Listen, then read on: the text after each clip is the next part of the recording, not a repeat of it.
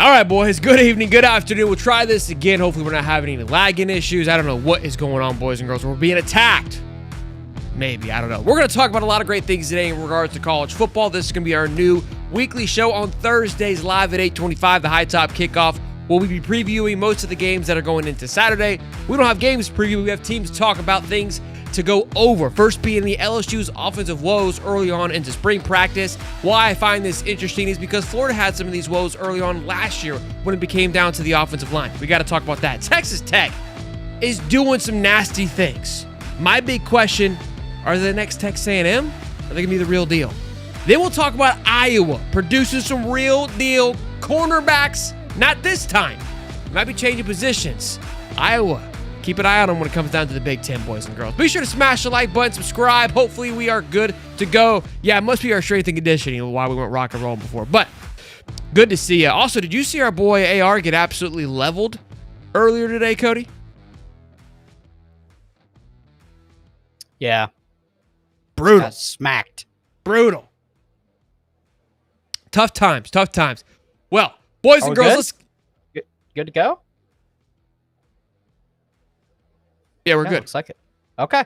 Hey, you know what? You know what the problem is? Is because I don't have Busch Light.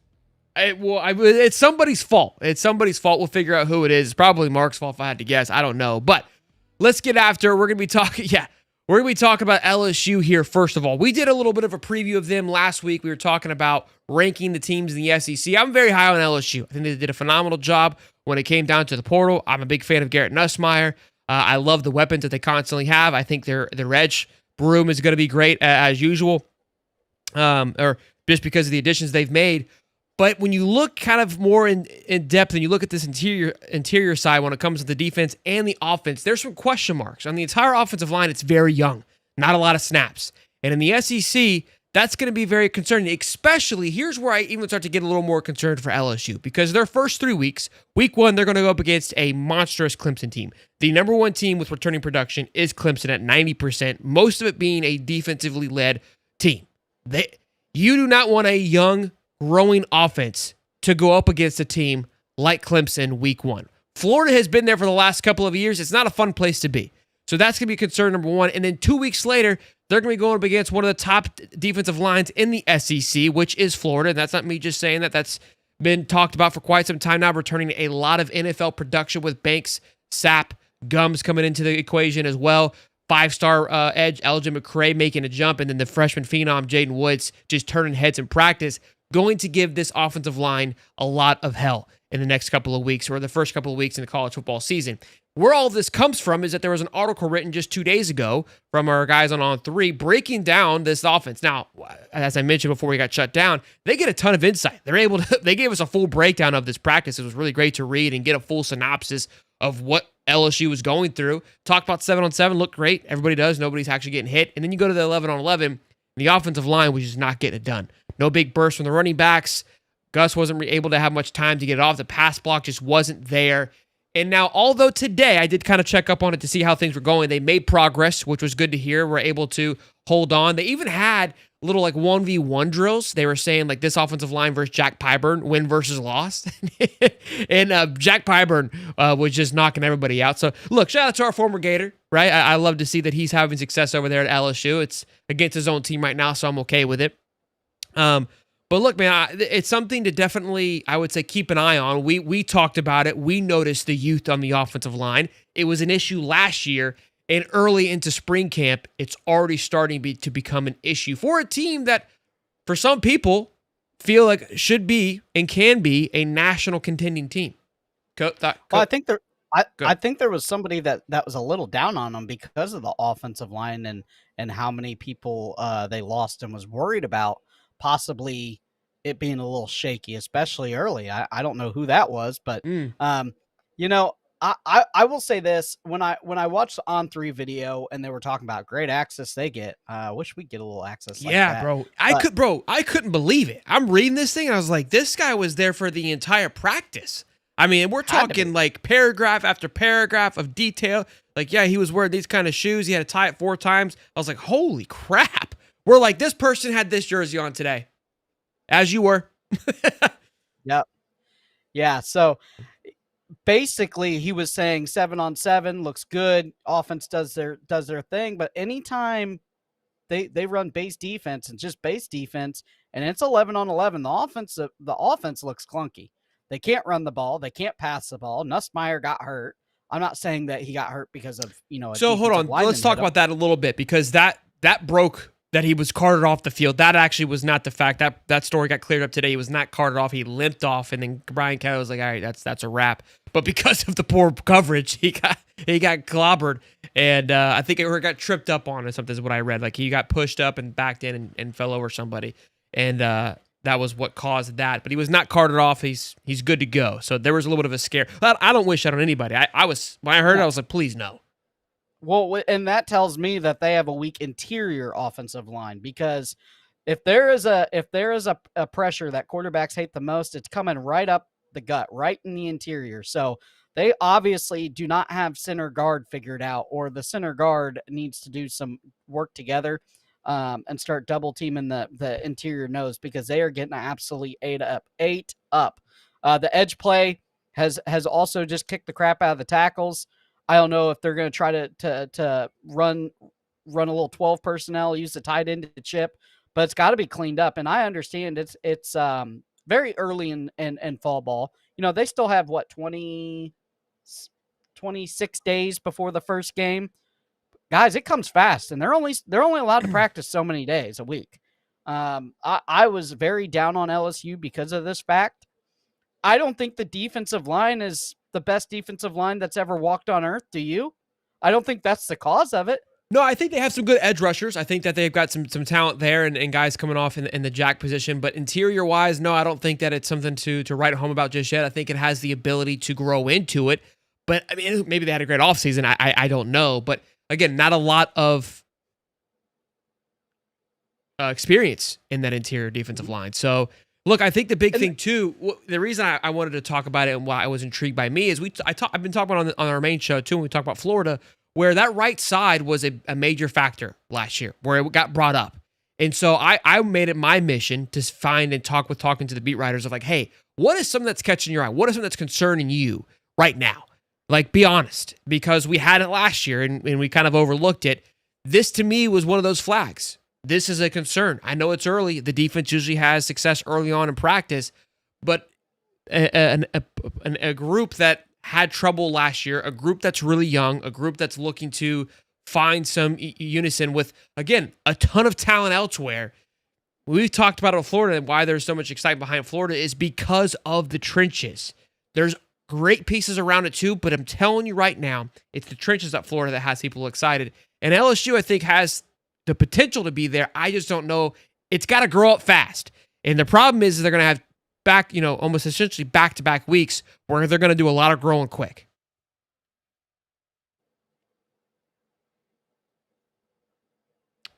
Did you freeze up on me? Yeah, I'm good. I'm good now.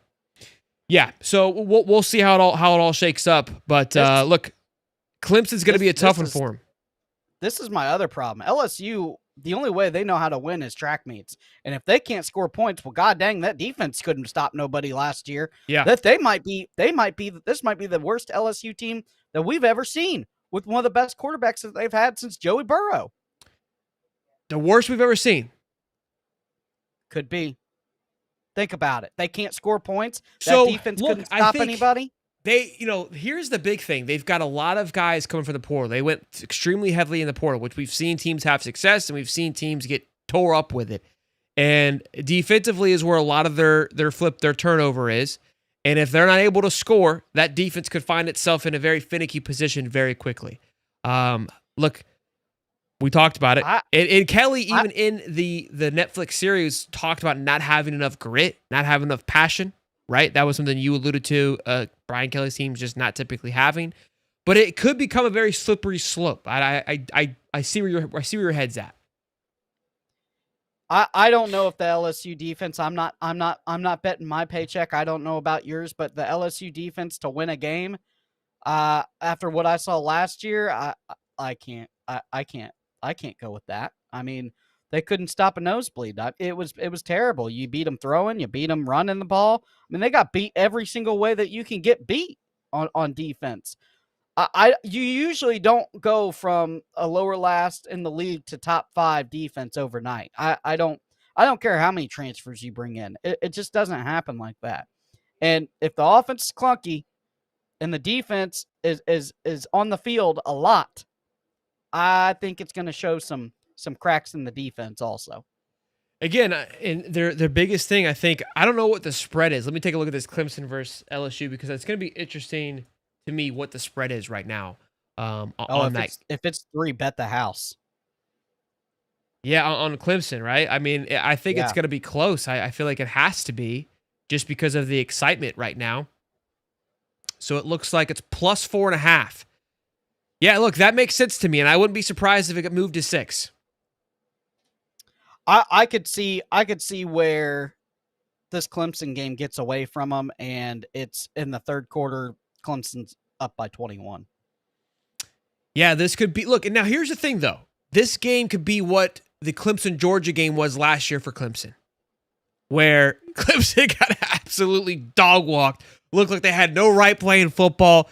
Clemson fans were shipping out old Dabo, packing up, sitting at home. Yeah. It's not, and then all of a sudden, you're looking around week 11. You're like, holy crap, Clemson's in this thing. Not maybe that late, but holy crap, Clemson's in this thing, and then go on and win the dang ACC championship out of nowhere. So that could be LSU. That's the one pro playing early. I mean, I feel like, we talked about Billy and having a rough game 1 his first couple of years. I don't think Kelly's got a break his first year at all since he's been here. It's been LSU. It was FSU, USC, and now Clemson, and he's 0 for 3 right now. On the verge of 0 for 4. Brutal. And this is real fast before we jump to the next topic. Yeah. Because I know we need to move on. This is the scariest fact about this LSU team, this LSU offense. They're not Brian Kelly doesn't have a tough offense. They are not going to line it up and run the dang ball. They're not going to be able to. And if they can't run the ball, Nutsmeyer's getting scraped up off the turf. They're where they were last year. Make it out of practice without him falling all over himself because of the pressure. What's it going to look like on game day when you got a couple back-to-back hard-nosed teams like Clemson and Florida? It's going to be you know what? This LSU night game for Florida looks better and better every single day. An article comes out from On3 inside the LSU boys. Yeah, we're Bayou Tigers. I'm excited for it. TJ says, I got Clemson going 12-0 this year, at worst 11-1. The ACC is a joke. It really is. I mean, the Clemson should have no issues at all. Let's talk about another hot team here, all across the board, man. They just landed a 5-star edge from 2027. Now, look, we're going to talk about Texas Tech in a multitude of areas right now, because they're the hot, kind of fresh, fun team of what they're doing, right? A lot of people are talking about what they're doing off the field when it comes to recruiting, the money they're spending. Obviously, $5.1 million for Felix Ocho, which just broke barriers when it comes to recruiting and signing massive deals. And then, like, a week and a half later, he says, I'm shutting it down. It's like, bro, you should have shut it down 2 weeks ago when you signed $5.1 million. If you were still up thinking about it, you were crazy. Then they go and land in 2027 5-star edge. I think they're in line. They've been crystal ball for another 5-star offensive lineman. I mean, they are humming. And then they're tweeting out the Texas Tech page, you can't recruit the blow and blow and so-and-so. And then they lied. You had the message from the GM. What was his message to the people? Hey, listen, if they're going to spend $300,000, I'll just go ahead and drop another $200,000 on top of it. Give them $500,000-$600,000, and we'll get them to Texas Tech. It's like, look, they are coming with a vengeance. Now, the big thing is, again, is it going to be what Texas A&M was just a few years ago at Jimbo? Making all the big splashes, getting all the big recruits, doing everything right. Now, they still don't have a top class for 2026, but they are really shaping themselves to be in a great position for 2027, because right now, if you look at the returning production overall, they sit 4th at 75%. 68% of that is on offense. 82% of that is on defense. Now, here's the issue with Texas Tech. Here's where they struggled last year. They like to get into a shootout match. That's what they do. We thought LSU's defense was bad. Texas Tech's defense was non-existent. I remember when they played Colorado, I picked Colorado to win that game because Colorado had an offense to go toe-to-toe with them, but also had a little bit more grit on the defensive side of things to shut them down, which Ultimately, they did. That's going to be the big thing for Texas Tech. We talked about it. If Coach McGuire doesn't get this thing rolling, this ship of rocking and rolling, moving in the right direction, because right now, people like them in the playoffs.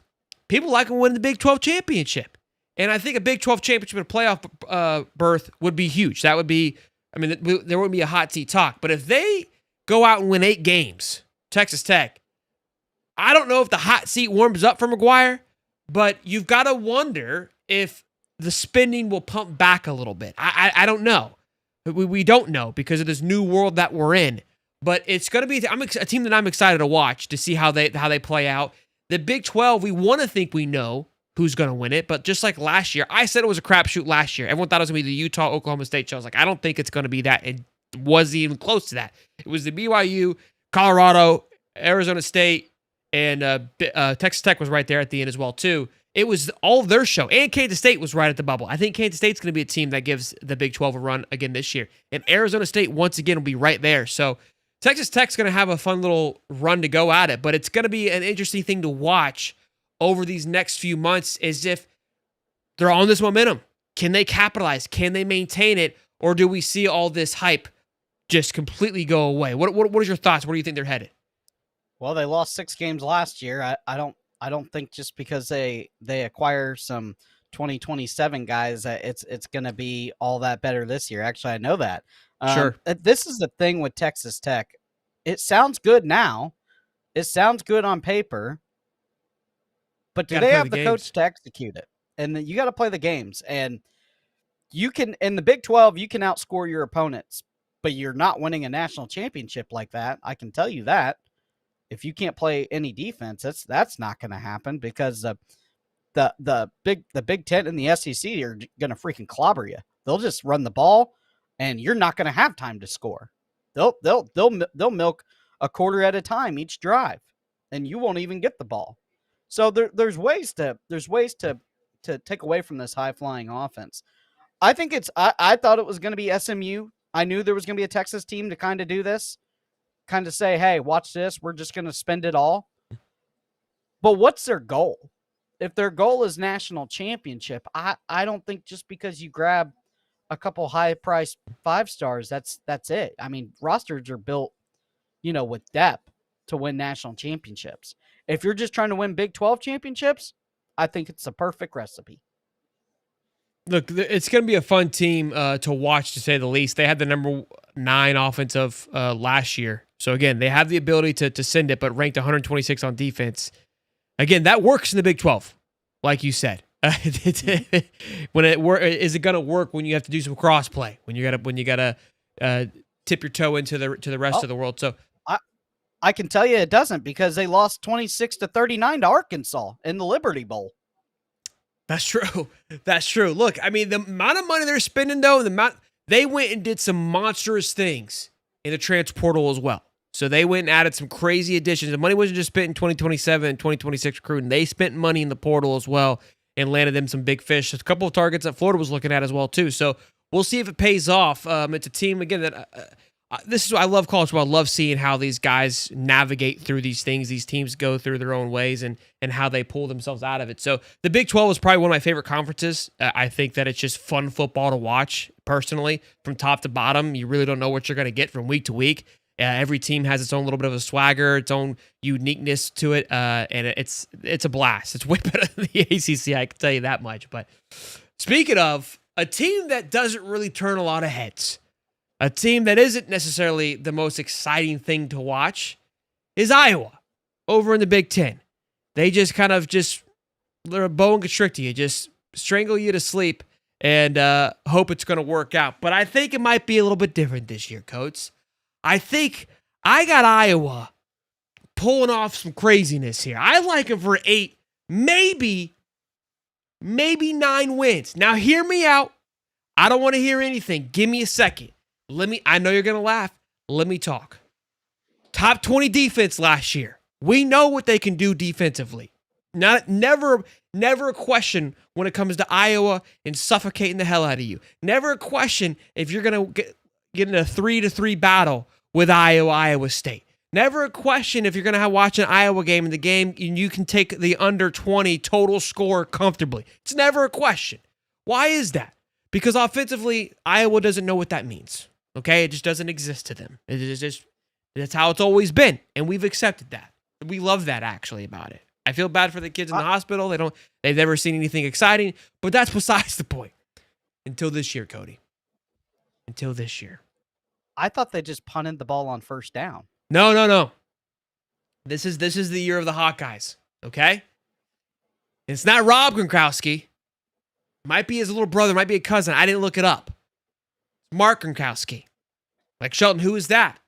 Well, let me tell you who Mark is, okay? The 6'2" gunslinger, if you will, from South Dakota State. Here's where you get excited, okay? Just like Washington State produces quarterbacks, we're talking about one in Oklahoma. We were talking about one last year, first-round draft pick, Heisman finalist, and Cam Ward, okay? You talk about South Dakota State quarterbacks. You talk about just the Dakota quarterbacks in general. They pop out of nowhere. They have success. And Iowa looked around. It's like, we're never going to recruit a quarterback.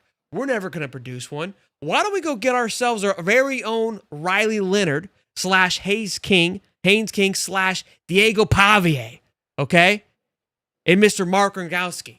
Because Diego Pavia coming from the clouds, the 5'9" gunslinger, same thing. Vanderbilt took the same mindset. Let's go get ourselves a dog. Let's go get ourselves a guy that just knows how to play ball and is ready to win. We're going to talk about Diego here in just a little bit.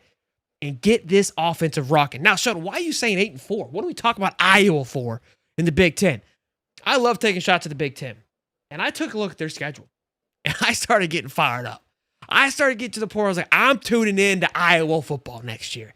That's what I'm doing. That's what I'm doing on my free time, okay? Week 1, Albany, W. Week 2, Iowa State. That's always a nail-biter. We can't really talk about that one. That one sits like it's a rivalry game, all right? Like, you can't hate me. UMass, W. We're going to go 2-0 right now. We're going to leave the Iowa State game to the side. Rutgers, give me the Hawks, okay? Indiana, going to be a dogfight, but the game's at Iowa. So here's the thing. They've got 3 monsters. They've got Indiana, Penn State, and Oregon. I think they get one. I do. So let's put those games to the side. They've got Wisconsin, give it to me. Minnesota, give it to me. Michigan State, give it to me. Nebraska's going to be a fun one. But I'm going to go ahead and say Iowa here. Iowa, USC, we don't know what USC we're going to get. Could be another dogfight. So it's maybe just four juicy ones. Nebraska could be a juicy one too. But I think they can pull the USC and Indiana and lose to Penn State and Oregon. And maybe they lose one more game in there. There's your 8-4, 9-3.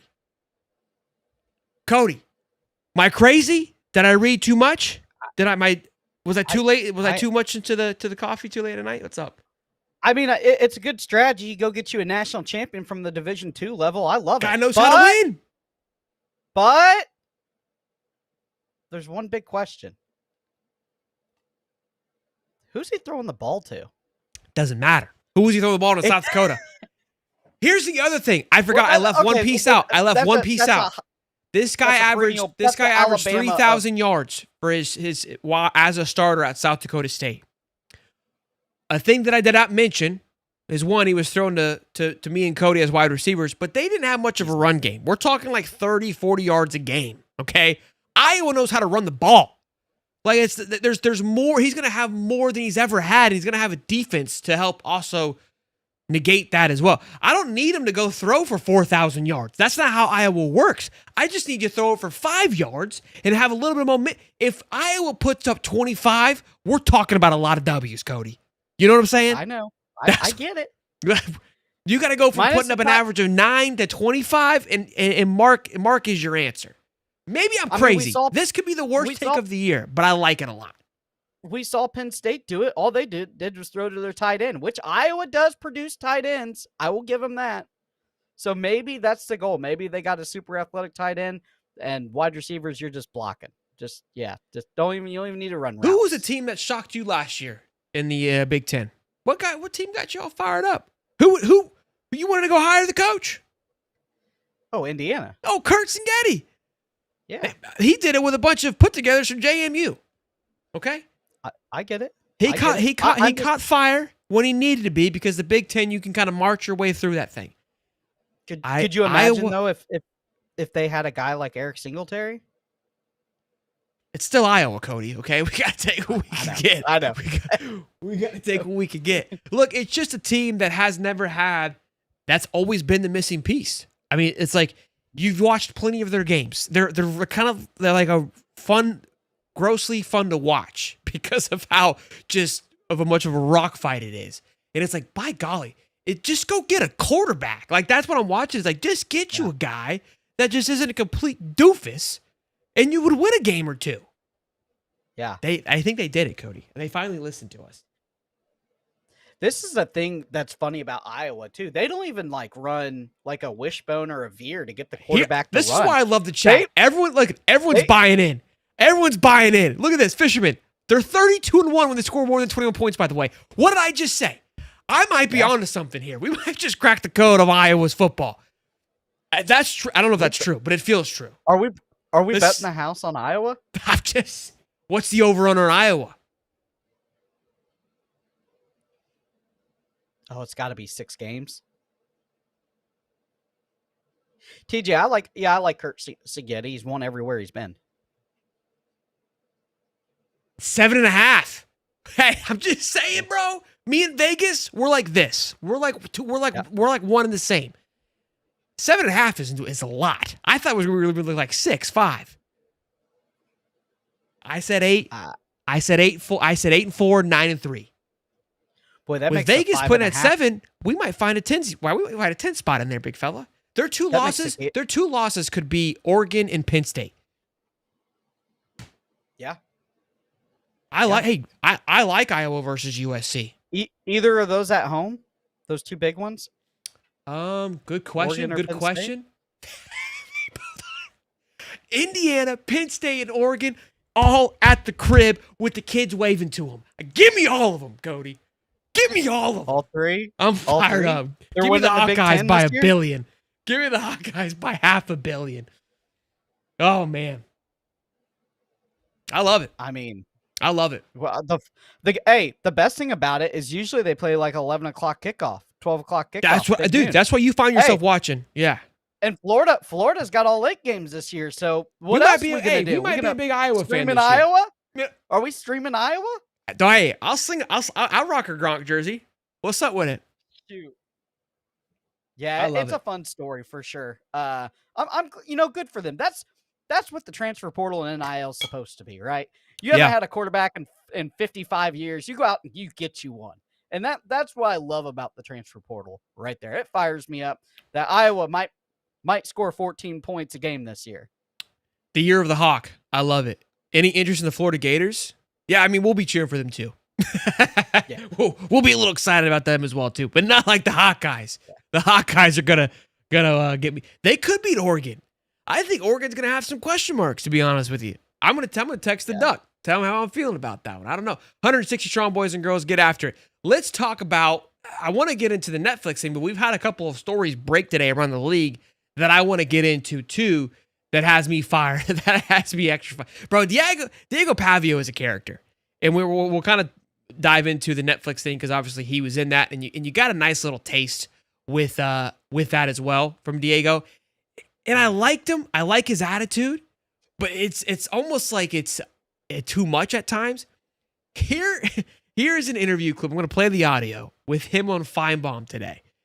The whole how Feinbaum continues to land these things. It's so awkward. It's so uncomfortable. It's nuts. I'm just going to play it and we'll go from there. Can you hear it? No. That's awkward. Defensive lead to go really put our foot forward and go win the national championship. I'm not trying to act like I didn't hear what you said. I did, but you're deadly serious, right? Yeah, I wasn't cracking the joke. That's the standard. Okay, I just wanted to make sure you national championship. That takes a great deal. I feel like I'm just having a little fun with you here, but that's quite a statement. And by the way, I've heard your coach say the same thing. Yeah, I mean, NIL even the playing field. You know what I mean, for a lot of teams, and we feel like we got offensively and defensively our A game versus anyone's. Like, I like my team. You ask me who the best wide receiver in the country is, I'm gonna tell you someone on my team. You ask me who the best O-lineman is, I'm going to tell you someone on my team. Same thing with safeties, DBs, everything. And best quarterback, would that be you? You're looking at him. Look, how do you not love that? I mean, look, ignorance is bliss. Love is blind. Here's my thing. Like, for Paul to go, like, are you serious? No, Paul, I think we're going to get our ass kicked for the next 12 weeks. Like, yeah, dude, I try to get another year of eligibility because I want to win. We took on the number one team in the country. I love the mindset. It's a funny interaction. I get it. When we hear it, it's like you're Vandy. Like, you've never even sniffed the playoffs. What are we talking about? And then you're going to just go win a champ. You won 7 games last year. You have no idea what it takes to be at this level. But in a sick, weird way, you have to think and believe like that. I mean, you have to. If you're not thinking that way, no one else is going to. So kudos to him. It's nowhere near Thomas Castellanos' egregious comments, right? It's close. It's in that area. But no, I love it. I think it's a great mindset to have. I think Vandy's gonna be a team that could ruin some people's seasons this year. But again, yes, all while the NIL is even the playing field. Dude, this is the reason we talked about returning production yesterday on the show. And Texas Ohio State, man, there's a team to watch because their returning production is at 102 and 104%. So think about that. They're not even in the top 100. There's only 30 teams worse than them in the sense of returning production, meaning they're returning to guys that basically have not played, but are coming in with a plethora of talent. That's what they're riding on. And with that, these teams are going to be coming out week 1 ranked 1 and 2. The 2 highest favored teams to win the national championship with some of the least returning production. Why? Because of their consistent top 3 recruiting class for the past 5 years. That's something Vanderbilt has not been able to do, and there's no amount of NIL or transporter that can make up for it. I do believe, however, that because of the portal, that you can take advantage of that from a week-to-week basis, and that teams can pick that team apart. But that's a whole other conversation. But yeah, it's leveled it to an extent, but Vandy still has a way to go to be caught up with the rest of them. I think stuff like this, conversations like that, that's how you get it started, though. And can we just hold the line here? Like, Vandy went from the literal doormat of the SEC to lining up and punching some teams in the mouth. And it's good for the SEC because everybody points out, oh, what about Vandy? What about Vandy? What about Vandy? Well, if Vandy's a halfway decent team, what about them? They're pretty good. They'll beat you in the ACC all day long. They'll square up with you in the Big 12 and beat you. It just strengthens the SEC. And I love that that Vanderbilt has flipped the script and built the mindset that they can swing with anybody.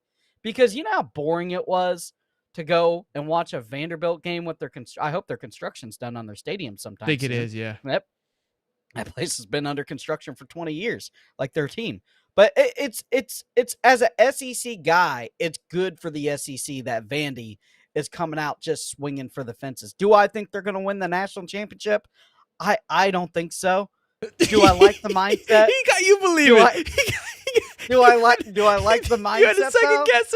You had a second guess. Do I like the mindset? Absolutely.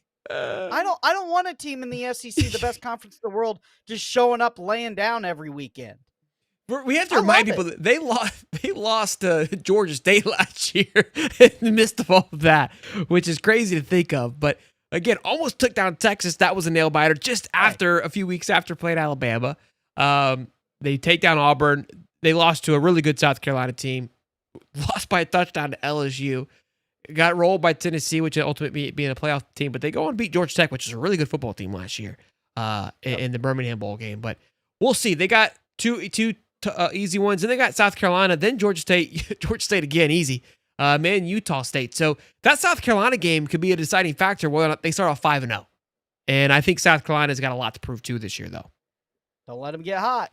we laugh watching them go 10-2. Look, they got Mizzou. I think Mizzou is beatable this year. Very beatable. Yeah. They're going to have LSU at home. We just talked about LSU's woes. They could catch LSU at a bad week. They've got Texas on the road. It's a young Texas team. They got Auburn and Kentucky at home. I think Vandy can handle them, and they got Tennessee on the road. We just counted 8 wins right there, kind of quick, 6-7 wins. So don't let them get hot. Don't. Hey, it's like it's like a little Frenchie bulldog. You know what I mean? Like, hey, there's still bulldog in there. He might be a Frenchie, but he will still bite the shit out of you. Okay, if you allow him, he can get around. You don't yank him up by the scruff. No, I like it. It's good for the SEC, and I'm not going to root against him. Heck, what? We ain't got to play him. What do I care? Go ahead. Great stuff that I love seeing today on the timeline as well. This was broke by On3 via Texas Monthly. Says Archie Manning predicts grandson Arch will not declare for the 2026 NFL draft. Arch isn't going to do that. He'll be at Texas. That isn't a prediction. I think that's him making a statement of my grandson ain't going nowhere. What the hell are you talking about? And I love it. There was obviously talks about, we had the rumor mill going that he was going to go first round to Cleveland, and that's when Nick Saban was going to come back. And I wasn't a huge fan of it. I think quarterbacks need to stay in the league for a healthy amount of time to develop, to get things. Arch Manning got absolutely clobbered because of his inability to read the defense. Today it happened. He was inexperienced. He should have not gone to the league. That's a matter of a fact, and he's been trying to play catch up this entire time since he's been there. And again, a lot of these quarterbacks are rushing this process and throwing themselves into the fire to be a franchise quarterback, and they're nowhere near ready to be a franchise quarterback. It's not even close. Enjoy your time in college. Get some reps. Play some games. The fact that he hasn't snapped the ball and there was conversations of him being a first-round draft pick was asinine. I love that as great. Now, look, he goes out there, lights it up. Things could change, but I think with NIL, it'll be able to keep him. And I would love for him to say, I think he gets 3 more years. That to me is what would make college football great. Like how we got Tebow for all 4. Like there's something special about that, getting your guys. Now, not everybody needs to go that long. But I would say I would like to see your guy play in their uniforms for 3 years. Play, not just be suited up. But we'll see how it all shakes up. I'd like to see it. I'd like to see DJ Lagway stay his full term too. I think that as a quarterback, there's really no reason for you to go as a junior. I don't think you're ready. Okay, so let's just for a second. Best rookie quarterback last year. Who was it? Jane Daniels. And played 6 years and then Bo Nix after that. And they both played 6 years. No, I agree. I couldn't. And then Caleb Williams, I think another year would have done him well. He played a lot of football. So he should have been more prepared personally. Well, I think that's up here. Yeah, agreed. I think that he should have been able to play. Last little bit here. Thomas Castellano is expected to make $800,000 this season. Too much? Too little? When you got Carson Beck making $6 million? Thoughts? He's lucky he's got $800,000. Okay, all right. Fair enough. Guys, my size. Little overpaid. He got benched. Little overpaid. He got benched. Yeah. Okay, hold on. Can we just set this to normal people? Like I get it. Like these kids are athletes and everything, but come on, $600,000. $800,000. Do people realize how much money that actually is for 1 year? You make $800,000. Well, that's going to be a lot more than when he gets his CDL next year. I can tell you that. I hope you save it.